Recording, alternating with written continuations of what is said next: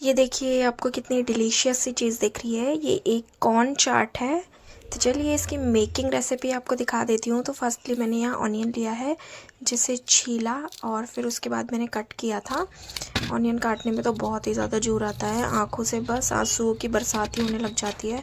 But कोई नहीं, अगर कुछ खाना है तो फिर मेहनत करनी पड़ेगी, और मेहनत के लिए प्याज को तो पहले काटना ही पड़ेगा। तो बस कुछ नहीं था, मैं फटाफट से जो नाइफ़ हमारे यहाँ बहुत शार्प है ना, उससे मैं फटाफट से लेके आ गई और यहाँ पे सारी प्याज मैंने कट कर दी। सारी तो क्या, मैंने एक बड़े साइज़ का प्याज लिया था इसमें बस। लेकिन क्या है, एक तरफ आंसू निकल रहे थे और एक तरफ ये प्याज के छोटे छोटे छोटे छोटे से हिस्से हो रहे थे। बस कटने में तो बहुत टाइम लग रहा था। बस बोलने से भी कुछ नहीं होगा, प्याज कटने में तो जितना टाइम लगेगा उतना लगेगा ही। बट फाइनली ये प्याज हमारी कट के रेडी हो गई थी। कितनी खूबसूरत लग रही थी, प्याज का कलर बहुत ही प्यारा होता है वैसे। फिर यहाँ पे मैंने टमाटर लिए थे, ये एकदम जूसी से टमाटर है। 2 टमाटर लिए थे, 2 काफ़ी थे, ज़्यादा भी नहीं लेना था मुझे, क्योंकि कॉर्न का भी टेस्ट आना ज़रूरी है, नॉट पूरी वेजिटेबल का टेस्ट आए। तो बस यहाँ पे भी फटाफट से ये स्मूथ से टमाटर लिए, जिनको वापस से मैंने छोटे हिस्से में कट करना स्टार्ट कर दिया।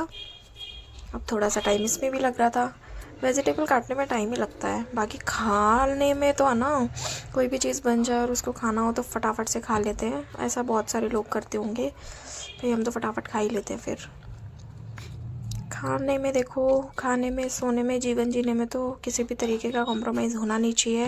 तो बस इसी के साथ ये जूसी से टमाटर कट गए और यहाँ पे प्याज भी कटिंग हो चुकी थी। अब लेते हैं मेन इंग्रेडिएंट्स, जो कि ये मेरे डैडी लेके आए थे। ये है अमेरिकन कॉर्न। एक तो वो वाला भुट्टा आता है जो कि थोड़ा देसी होता है, आई थिंक देसी बोलते हैं मेरे हिसाब से, जहाँ तक मुझे नॉलेज है। यहाँ पे एक नींबू था और ये भुट्टा अमेरिकन था, जिसके बहुत ही मीठे से दाने निकलते, जिसकी चाट वगैरह हम लोग खा सकते हैं। तो बस ये वही था, किसी को छीलने करने में जो रहा है तो वो पैकेट वाला स्वीट कॉर्न ले सकता है, और रियल में इसको छीलने में बहुत सारा तो कचरा निकल जाता है। जितना भुट्टा नहीं निकलता उससे ज़्यादा इसमें कचरा निकलता है। मैंने इसका फटाफट से कचरा सारा अलग कर लिया था, जो भी छिलका था, और इसको गाय को खाने के लिए रख दिया था मैंने, क्योंकि जो भी ग्रीन वेजिटेबल्स का कचरा होता है उसको हम गाय को आराम से दे सकते हैं, तो वो खा लेती हैं नीचे। फिर यहाँ पे सारा इसके छोटे से रेशे जैसे कुछ इसमें भी बाल हो जाते हैं, देखिए इसमें भी पता नहीं क्या है, रेशे निकलते हैं। और ये देखिए इसके दाने भी सेम वैसे ही आते हैं, बट ये अंदर से खाने में बहुत मीठा होता है, और वो वाला तो थोड़ा फीका टाइप होता है, बट ये बहुत स्वीट होता है, क्योंकि इसका नाम ही स्वीट कॉर्न है। और इसे वैसे आप मार्केट में लेने जाओगे तो अमेरिकन कॉर्न भी बोलते हैं, अमेरिकन भुट्टा यानी कि। सबसे पहले मैंने इसको छीला। मैं इसको ना होशियार बनने के चक्कर में मैंने इसको क्या किया, नाइफ़ से काटने लग गई थी मैं। अब नाइफ़ से तो ये क्या हो रहा था, थोड़ा वेस्ट हो रहा था, इसमें ही रह रहा था, मतलब आधा दाना और आधा निकल रहा था। फिर मेरी मम्मी ने कहा, अरे इसको ऐसे नहीं छीलते, देख मैं बताती हूँ। तो फिर उन्होंने ये कुछ ऐसे वो हाथ से छील रहे थे, मतलब एक दाने निकाल रहे थे। अंगूठा तो दुखने लग जाता है इससे ना, ये छीलते फिर मैंने क्या किया, अपनी मम्मी को कॉपी किया। एक भुट्टा मम्मी छील रही थी और एक जो था वो दूसरा वाला मैंने उसको छीलना स्टार्ट किया, यानी छील तो लिया था, दाने निकाल रही थी मैं इसके।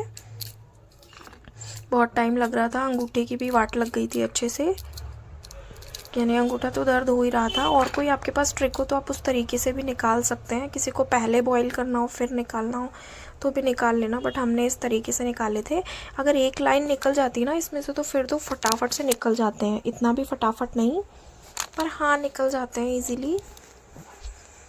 अब थोड़ा सा टाइम हमें इसको भी निकालने में लग रहा था, थोड़ा नहीं, इसको तो निकालने में काफ़ी टाइम लगा था। 3 थे कॉर्न, तो उसमें से हमने 2 ही लिए थे, क्योंकि एक बार में 2 इनफ थे, और खानी तो हम सब लोगों को थी, लेकिन मेहनत देखो 2 जने कर रहे हैं। ऐसा आप लोगों के घर में भी होता होगा ना, ये मेहनत कौन करता है, खाता कौन है। ये सिर्फ एक जोक है, क्योंकि देखो घर में तो कुछ बनेगा तो सभी को खाना चाहिए, और सभी को शेयर करके ही खाना चाहिए वैसे।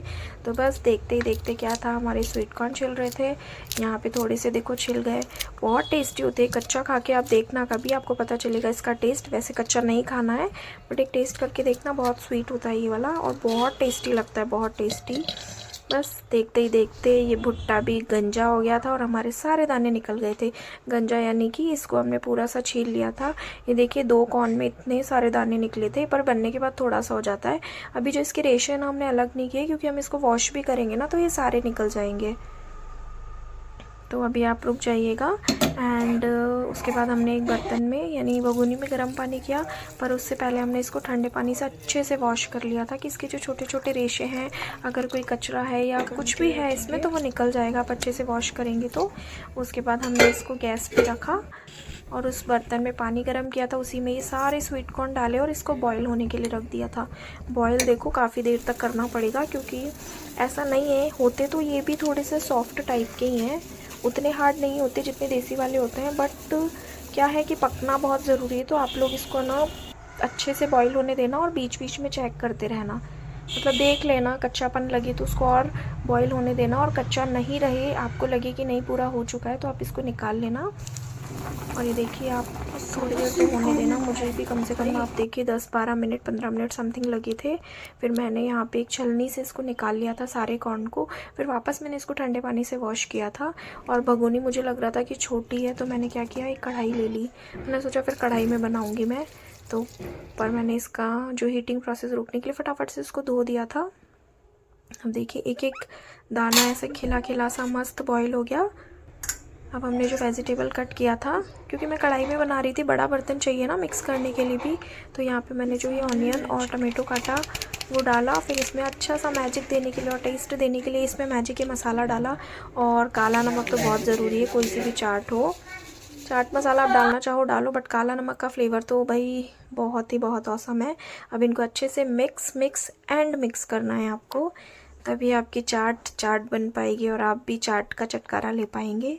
तो बस फटाफट से आप इसको अच्छे से मिक्स कीजिए। ये देखिए सारी प्याज हो गई, टमाटर हो गई और ये कॉर्न हो गए ना, अच्छे से मिल जाएंगे। मैंने इसमें रेड चिली वगैरह कुछ नहीं डाला है, और मुझे डालना भी नहीं था, क्योंकि मेरे डैडी तो वैसे भी रेड चिली बिल्कुल भी नहीं खाते हैं, और हमने तो सबके लिए बनाई थी। फिर आप इसमें एक टैंगी सा टेस्ट देने के लिए देखना आपको एक और चीज़ डालनी पड़ेगी इसमें। कितनी डिलीशियस लग रही है ना, फटाफट से आप लोगों का खाने का मन हो रहा होगा। आप इसमें धनिया वगैरह डाल लेना, आप लोग खाते हैं तो, मुझे नहीं खाना था, मैंने नहीं डाला। आप टैंगी टेस्ट देने के लिए इसमें लेमन डालिएगा, आधा लेमन काफ़ी था मुझे तो 2 कॉर्न में, आप लोग ज़्यादा खाना चाहो ज़्यादा डाल लेना। अब यहाँ पे मैंने अच्छा सा डेकोरेटिव इसको बनाने के लिए यहाँ पे डिस्पोजल ग्लासेस लिए और इसमें फिल किया। देखिए हमारे घर में शेयरिंग सबको बराबर होना चाहिए, और आपके घर में भी होता होगा, जो भी भाई बहन होते होंगे, ऐसा हो गया मुझे कम मिला मुझे ज़्यादा मिला ऐसा करके। तो यहाँ पे देखिए डिलीशियस सी चाट बन के रेडी हो गई थी। अब क्या था भाई, सबको बराबर देने की बारी थी सर्व करने की, और हिस्से तो बराबर ही होने ज़रूरी हैं ये भाई बहनों के बीच में। चलिए सभी को सर्व करते हैं और अपने अपने हिस्से का दे देते हैं। आपको ये वीडियो पसंद आया तो ज़रूर से लाइक और सब्सक्राइब कीजिएगा, और आप लोग भी एक बार ट्राई कीजिएगा। Bye bye.